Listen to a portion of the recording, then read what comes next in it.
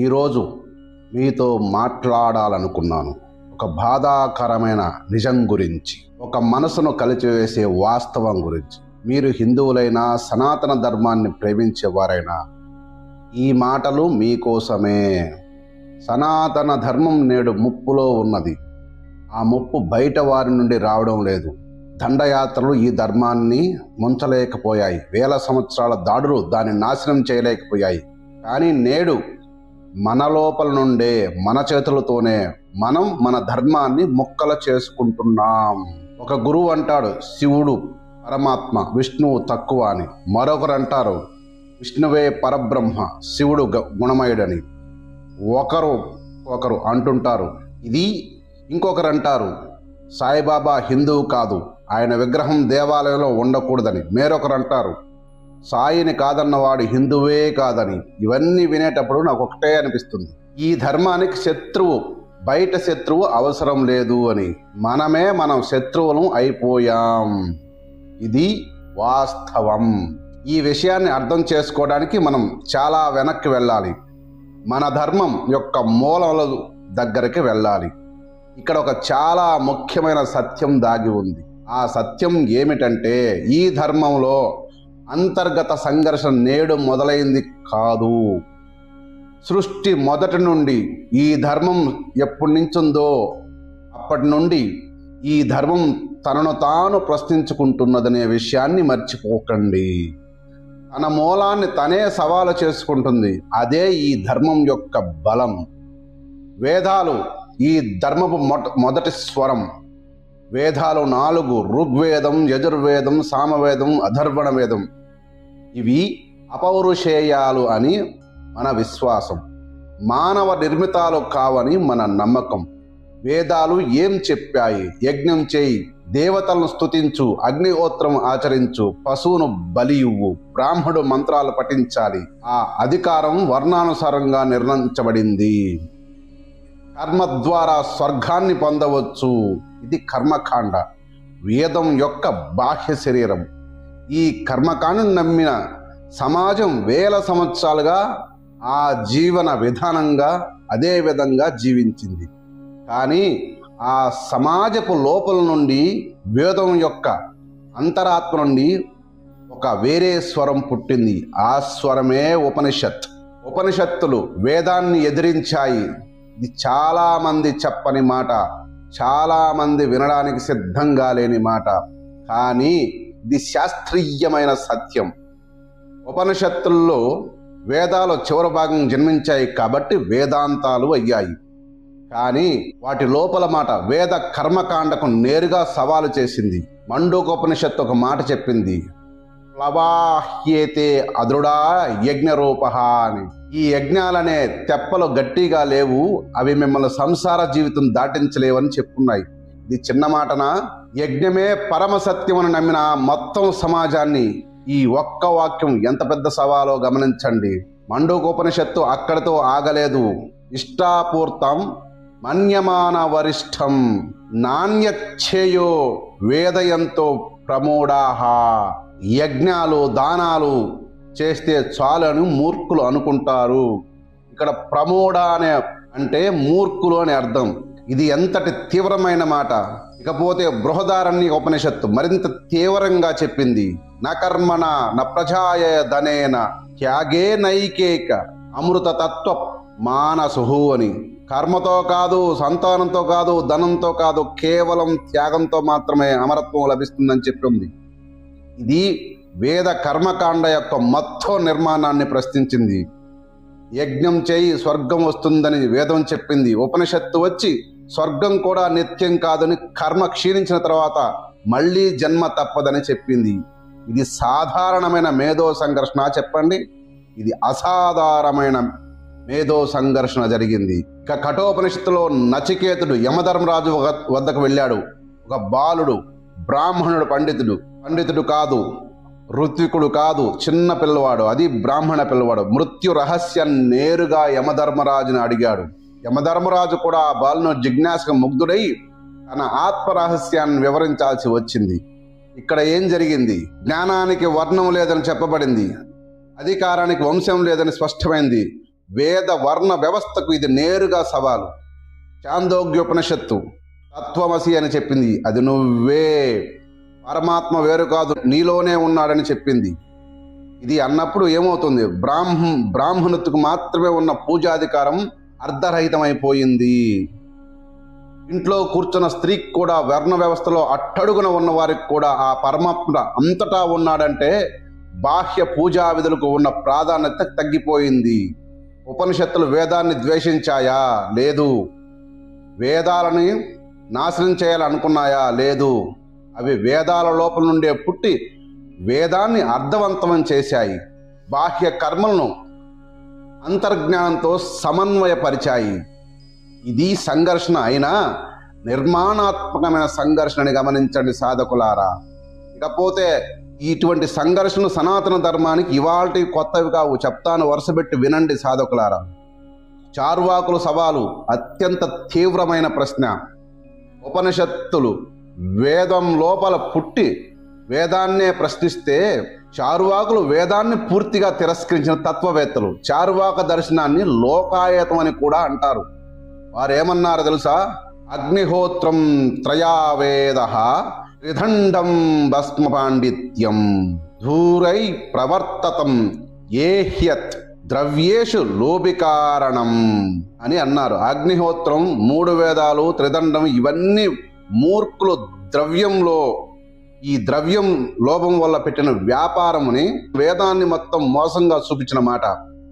ఈ చార్వాకులు అన్నారు. ఇంకా చాలా అన్నారు చార్వాకులు. వాళ్ళు ఇంకొక మాట ఏమన్నారు అప్పట్లోనే? యావజ్జీవేత్ సుఖం జీవేత్ రుణం కృత్వా ఘృతం పిబేత్ భస్మీభూతస్య దేహస్య పునరాగమనం కృత్వా అని వాళ్ళు ఒక నినాదాన్ని బయటికి తెచ్చారు అప్పట్లో. బతికిరున్నన్నాళ్ళు సుఖంగా జీవించు, అప్పు చేసిన నెయ్యి తాగు, ఒంటిలో ఒళ్ళు చితాభస్వం అయిన తర్వాత ఏ పునర్జన్మ వస్తుంది? ఆత్మ లేదు, పరలోకం లేదు, పుణ్య పాపాలు లేవని వేదం అంటేనే మోసగాలు రాసిన పుస్తకం అని చార్వాకులు ప్రకటించారు అప్పట్లో. ఇది సనాతన ధర్మానికి అత్యంత తీవ్రమైన సవాలు. కానీ సనాతన ధర్మం ఏం చేసింది? చార్వాకులను చంపలేదు, వారి గ్రంథాలను నిందించలేదు, వారిని దర్శనంగా గుర్తించింది, వారి వాదాలను శాస్త్రీయంగా ఖండించింది. ఇది ఈ ధర్మపు మహాదారుణ్యం, మహాగుణం. ఇక బౌద్ధ మతం గురించి చెప్దాం. బౌద్ధం వేద వ్యవస్థకు అతి పెద్ద సవాలు. అత్యంత పెద్ద సవాలు మాత్రం గౌతమ బుద్ధుని ద్వారా వచ్చింది. బుద్ధుడు వేదవ్యాసుని శిష్యుడు కాదు, ఏ ఋషి వంశంలో పుట్టలేదు. ఒక క్షత్రియ కుమారుడైన జన్మించి సత్యాన్వేషణలో రాజ్యాన్ని వదిలిన ఒక రాజు మాత్రమే. బుద్ధుడు 4 విషయాల్లో వేద వ్యవస్థను నేరుగా ప్రశ్నించాడు. మొదట పశుబలి. యజ్ఞంలో జంతువులను చంపడం ధర్మం అవుతుందా అని అడిగాడు. హింస ద్వారా దేవతలు ప్రసన్నమవుతారా అని ప్రశ్నించారు. ఇది అశ్వమేధ యాగాన్ని, మరి గోమేధ యాగాన్ని, వేద విహిత యాగ క్రియలన్నింటినీ ప్రశ్నించిన మాట గుర్తుంచుకోండి. రెండవది వర్ణ వ్యవస్థని. బుద్ధుడు అన్నాడు, నజచ్చా వసలో హోతి నజచ్చా హోతి బ్రాహ్మణో కమ్మునా వసలో హోతి కమ్మునా హోతి బ్రాహ్మణో అని. జన్మతో ఎవరు చండాలులు కాదు, జన్మతో ఎవరు బ్రాహ్మణులు కాదు. కర్మతో చండాలులు అవుతారు, కర్మతోనే బ్రాహ్మణులు అవుతారు. ఇది జన్మానుసార వర్ణ వ్యవస్థగా నేరుగా సవాలు చేసింది. మూడవది వేద ప్రామాణికత. బుద్ధుడు వేదాలను దైవిక గ్రంథాలుగా అంగీకరించలేదు. కాలమ సూత్రంలో స్పష్టంగా చెప్పాడు, ఏ గ్రంథం చెప్పింది అని కాదు, ఏ గురువు చెప్పాడని కాదు, మీరు స్వయంగా పరీక్షించి మీ అనుభవంలో నిజమని రుజువైన దాన్ని మాత్రమే స్వీకరించండి అని. ఇది మొత్తం స్మృతి పరంపరను ప్రశ్నించే మాట. ఇక నాలుగోది ఆత్మ అనే భావన. బుద్ధుడు అనాత్మ సిద్ధాంతాన్ని ప్రతిపాదించాడు. శాశ్వతమైన ఆత్మ లేదు అన్నాడు. ఇది ఉపనిషత్తులు ఆత్మాన్ బ్రహ్మాన్ అనే మూల సిద్ధాంతానికే సవాలు. ఇవి చిన్న విభేదాలు కావు, ఇవి మూల విభేదాలు. అయినా భారతీయ ధర్మ వ్యవస్థ బౌద్ధాన్ని మింగేసిందా, హింసించిందా? లేదు, సజీవం చేసింది, సహజీవనం చేసింది. బుద్ధుడిని కొన్ని వైష్ణవ సంప్రదాయాలు విష్ణు అవతారంగా చేర్చుకున్నాయి. ఇది ఈ ధర్మపు విశాలత. ఇక జైనం గురించి మాట్లాడాలి. జైనం మరొక నిరాకరణ. మహావీరుడు వేద యజ్ఞ వ్యవస్థను, పశుబలిని పూర్తిగా నిరాకరించాడు. అహింసను పరమాధర్మంగా స్థాపించాడు. అహింసో పరమో ధర్మ, ఇది జైన సిద్ధాంతం. వేదాల్లో పశుబలి ఉంది, జైనం దాన్ని పూర్తిగా నిషేధించింది. దీన్నే అనేకాంతవాదం అని చెప్పింది జైనం. ఏ ఒక్క సత్యం పూర్తిగా సత్యం కాదు, అన్ని దృక్కోణాల్లో కొంత సత్యం ఉన్నది అని. ఇది వేద సర్వజ్ఞత దావాను ప్రశ్నించిన సిద్ధాంతం. అయినా జైనం భారతీయ ధర్మ వ్యవస్థలో భాగాల్లో వేల సంవత్సరాలుగా జీవించింది. ఇకపోతే స్మృతులు పరంపర విరుద్ధాలు. వేదాలు తర్వాత స్మృతులు వచ్చాయి. మనుస్మృతి, యాజ్ఞవల్క స్మృతి, పరాశర స్మృతి, నారద స్మృతి, విష్ణు స్మృతి. ఇది సమాజ నియమాలని నిర్ణయించాయి ఇక్కడ. కానీ ఈ స్మృతుల్లో పరస్పరం విభేదించాయి. స్త్రీల హక్కు విషయాల్లో మనుస్మృతి నియమం చెప్పింది, యాజ్ఞవల్క స్మృతి దానికి సవరించింది. అవగాహన, వివాహ నియమాల విషయంలో ఒక స్మృతి ఒక విధంగా, మరొక స్మృతి మరొక విధంగా చెప్పింది. పరాశర స్మృతి స్పష్టంగా చెప్పింది, కృతేతు మానవో ధర్మో త్రేతాయం గౌతమ స్మృతి ద్వాపరే శంకలికితౌ కలావా అపస్తంభవేత్ అని. కృతయుగంలో మనుధర్మం, త్రేతాయుగంలో గౌతమ ధర్మం, కలియుగంలో ఆపస్తంభ ధర్మం. అంటే కాలానుసారం ధర్మం మారుతుంది అని. ఒక స్మృతి శాస్త్రం కాదు అని. ఇది ఎంత గొప్ప ప్రకటన తెలుసా? నేడు ఈ కాలంలో ఏమీ తెలియకుండా మనుధర్మాన్ని తిడుతూనే ఉంటారు. మనుధర్మం కృతయుగానికి సంబంధించిందని గుర్తుపెట్టుకోండి. ఒకటి గుర్తుపెట్టుకోవాలి, ఏ స్మృతినైనా శాశ్వతంగా అన్ని కాలాలకు వర్తించేదిగా పట్టుకోవడం అజ్ఞానమని స్మృతులు తమను తాముగానే చెప్పుకున్నాయి. ఇక పురాణాల గురించి చెప్దాం. శైవ వైష్ణవ మహాసంఘర్షణ ఇది. పురాణ కాలంలో మరింత తీవ్రమైన సంఘర్షణ జరిగింది. శైవ పురాణాలు చెప్పాయి శివుడు పరంజ్యోతి, విష్ణు ఆయన భక్తులని. వైష్ణవ పురాణాలు చెప్పాయి విష్ణువే పరబ్రహ్మ, శివుడు ఆయన అంశ అని. శ్రీమద్ భాగవతం విష్ణు మహిమను గానం చేసింది. శివపురాణం శివ పరతత్వాన్ని స్థాపించింది. దేవీ భాగవతం శక్తి సర్వోత్కృష్టతను ప్రకటించింది. ఇవన్నీ ఒకే సమాజంలో ఒకే పరంపరలో ఉన్నాయి. ఎవరికి వచ్చాయి సమస్యలు? ఇవి చదివిన భక్తుల వివాదాలు వచ్చాయి, అది సహజమే. ఆ వివాదాలు ఆ కాలపు ఆచారులు శాస్త్రార్థాల ద్వారా పరిష్కరించారు. ఒక ఊరిలో ఒక పండితుడు మరొక పండితుడు వాదాన్ని ఖండించగలిగాడు. ఆ ఖండన ఆ ఊరితోనే ఆగేది. ఆది శంకరాచార్యులు, రామానుజాచార్యులు, మధ్వాచార్యులు ముగ్గురు ఒకే ఉపనిషత్తులు చదివారు. ముగ్గురు ఒకే బ్రహ్మసూత్రాలకు భాష్యాన్ని రాశారు. ఒకే గ్రంథం, 3 వేరువేరు సిద్ధాంతాలు: అద్వైతం, విశిష్టాద్వైతం, ద్వైతం. వీరు ఒకరినొకరు ఖండించారా? అవును. వీరి శిష్యులు వాదించారు, అవును. కానీ వీరెవ్వరూ నా గురువులు, శిష్యులు మాత్రమే మోక్షం పొందుతారని, మిగిలిన వారు నరకానికి వెళతారని చెప్పలేదు. ఆ తేడాని గమనించండి. సిద్ధాంత భేదం ఒక విషయం, ఒకరినొకరు నాశనం చేసుకోవాలనుకోవడం వేరే విషయం. తంత్రం గురించి మాట్లాడాలి. తంత్రం వేదాన్ని దాటిన మహాసాధనని గమనించండి. తంత్రశాస్త్రం మరింత ధైర్యంగా ప్రకటన చేసింది. కులార్ణవ తంత్రం చెప్పింది, కలియుగే మహేశాని తంత్రోక్తం విధిమాచరేత్ అని. కలియుగంలో తంత్రోక్త విధానమే ఆచరణీయమని వేదోక్తం కాదు. ఇది వేద ప్రాధాన్యాన్ని నేరుగా సవాలు చేసిన ప్రకటన. తంత్రం మరి ఏం చేసింది? వేదం నిషేధించిన పంచమకాలను సాధన ద్వారా మార్గంలోకి తీసుకుంది. వేదం అర్హత నిరాకరించిన వారికి తంత్రం దీక్ష ఇచ్చింది. స్త్రీని శక్తి స్వరూపంగా, గురువుగా, పూజ్యురాలుగా ప్రతిష్ఠించింది.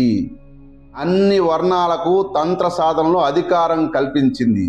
ఇది వేద వర్ణ వ్యవస్థకు పూర్తి వ్యతిరేకంగా ఉన్నది.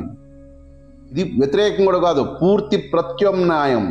అయినా తంత్రం సనాతన ధర్మంలో భాగమే.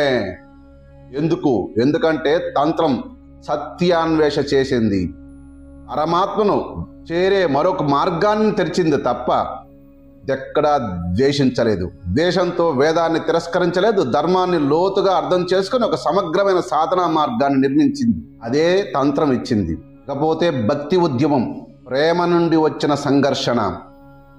మధ్యయుగంలో భక్తి ఉద్యమం వచ్చింది. కబీరు, మీరాబాయి, తుకారాం, బసవేశ్వర, నామదేవ, రైదాస్, ఆండాల్, మాణిక్య వాచగర్ వీరందరూ ఒకే ఒక విషయంలో ఏకమయ్యారు.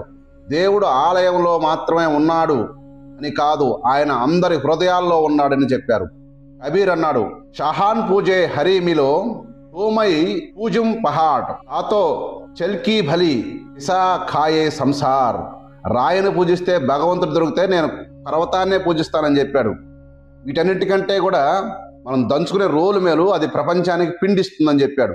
ఇది ఆలయ పౌరోహిత వ్యవస్థను నేరుగా సవాలు చేసిన మాట. బసవేశ్వరుడు వీరశైవాన్ని స్థాపించాడు, జాతి వ్యతిరేకత నిరాకరించాడు. కర్మకారుడు కొమ్మరి కూడా శివలింగ పూజ చేయొచ్చు అన్నాడు. ఆయకే కైలాస శ్రమే కైలాసం అన్న వ్యక్తి ఆయన. ఆండాలో ఒక స్త్రీ తమిళంలో ఆర్తిగా విష్ణువుని ప్రేమించింది. ఆమె పాసురాలు వేదంతో సమానంగా ద్రవిడ వేదంగా పూజించబడ్డాయి. ఇది కులం, లింగం, పురోహితం, అధికారం అన్నిటినీ దాటిన ప్రేమ. ఈ భక్తులు సనాతన ధర్మ వ్యవస్థలో కొన్ని అంశాలను సవాలు చేశారు అనే మాట నిజమే. కానీ వారి మాటల వెనక ద్వేషం లేదు. భగవంతునిపై వైపు మహాప్రేమ ఉన్నది, మానవుని వైపు కరుణ ఉన్నది, న్యాయం వైపు నిబద్ధత ఉన్నది. ఈ సవాళ్లు సనాతన ధర్మాన్ని బలపరిచాయి, పరిపక్వం చేశాయి. ఇప్పుడు అసలు ప్రశ్న చెప్తాను. ఇదంతా మీకు ఎందుకు చెప్పాను? ఇప్పుడు మీకు ఒక ప్రశ్న. ఉపనిషత్తులు వేదాలను సవాలు చేశాయి, ధర్మం నిలబడింది. చారువాకులు వేదాన్ని హేళన చేశారు, ధర్మం నిలిచింది. బుద్ధుడు మహావీరుడు వేద అధికారాన్ని తిరస్కరించాడు, అయినా ధర్మం నిలిచింది. సనాతన ధర్మంలో స్మృతులు పరస్పర విరుద్ధంగా ఉన్నాయి, అయినా ధర్మం నిలిచింది. పురాణాలు శైవ వైష్ణవ దావాలు చేశాయి, ధర్మం నిలిచింది. తంత్రం వేదాన్ని దాటింది, ఇదే ధర్మంలో నిలిచింది. భక్తి ఉద్యమం పురోహిత వ్యవస్థను సవాలు చేసింది, ధర్మం నిలిచింది. ఈ ధర్మం ఇన్ని సవాళ్ళలో ఎందుకు నిలిచింది?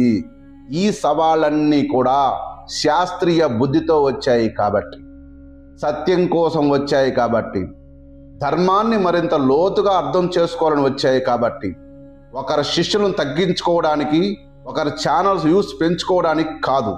నేటి పరిస్థితి ఎలా ఉంది? ఒక గురువు వీడియో తీసి చెబుతున్నాడు, సాయిబాబా హిందువు కాదు, ముస్లిం ఫకీరు, ఆయన విగ్రహం దేవాలయంలో ఉండకూడదు. మరొకరు చెబుతారు, సాయిని కాదన్నవాడు హిందువే కాదు అని. ఏమైంది? ఒక కుటుంబంలో తండ్రి ఒక మాట అంటే కొడుకు మరొక మాట అంటున్నాడు. ఒక తల్లి ఒకవైపు, అత్త మరొక వైపు. ఆలయ ప్రవేశాలు నిరాకరించబడ్డాయి, కోర్టు వాద్యాల వద్దకు వెళ్ళింది. ఒకవైపు శివుడే పరంజ్యోతి, విష్ణువు తక్కువ, మరొక వైపు విష్ణువే పరబ్రహ్మ, శివుడు గుణమయుడు. ఇది చదివిన పిల్లలు ఏమి నేర్చుకుంటున్నారు? మన దేవుడు గొప్పవాడు, వాళ్ళ దేవుడు తక్కువ. ఇది ధర్మ శిక్షణ?